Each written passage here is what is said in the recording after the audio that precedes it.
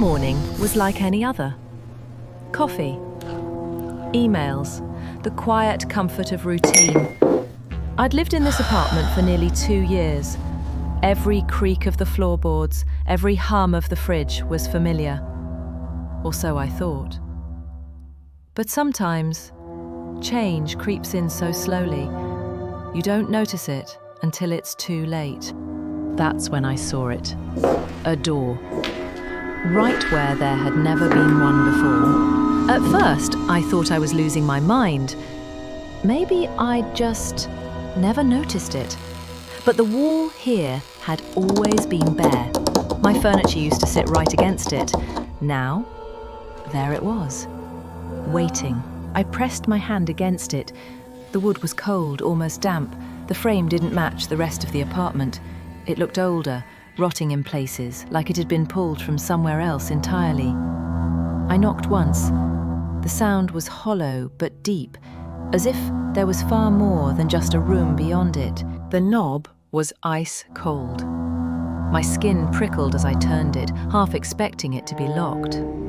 But it wasn't. The latch clicked softly, almost politely. The air that seeped through the crack smelled faintly of earth and rust, like a place buried underground. It was small, narrow, the kind of space you'd expect to find in an old basement, not in the middle of an apartment building. The wallpaper looked decades old. I stepped inside, my footsteps echoing far too loudly for such a small space.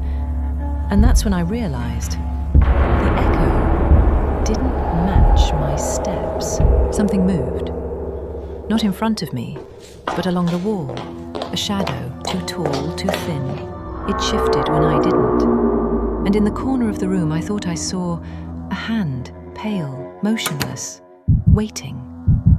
I bolted, slammed the door shut. My heart was pounding so hard I could barely hear the latch catch.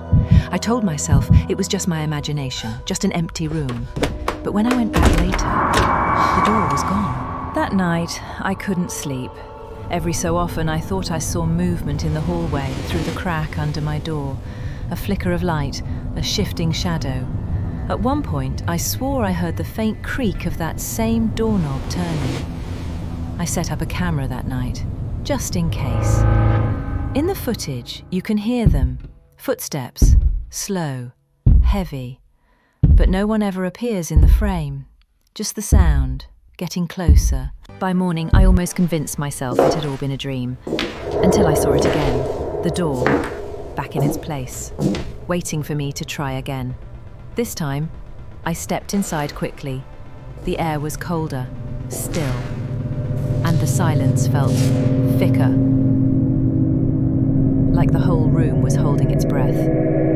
That's when I saw it. My reflection, but not me. It smiled when I didn't.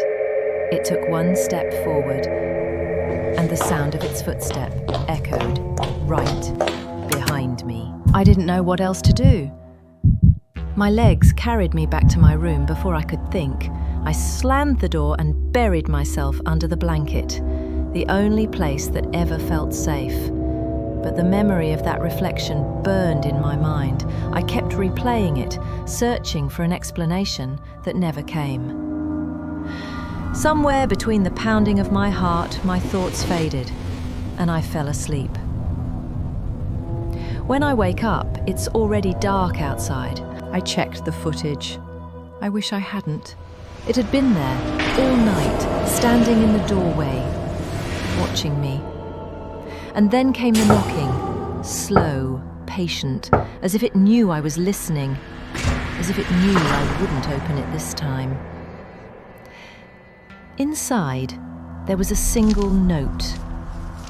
The words weren't for me. They were for you.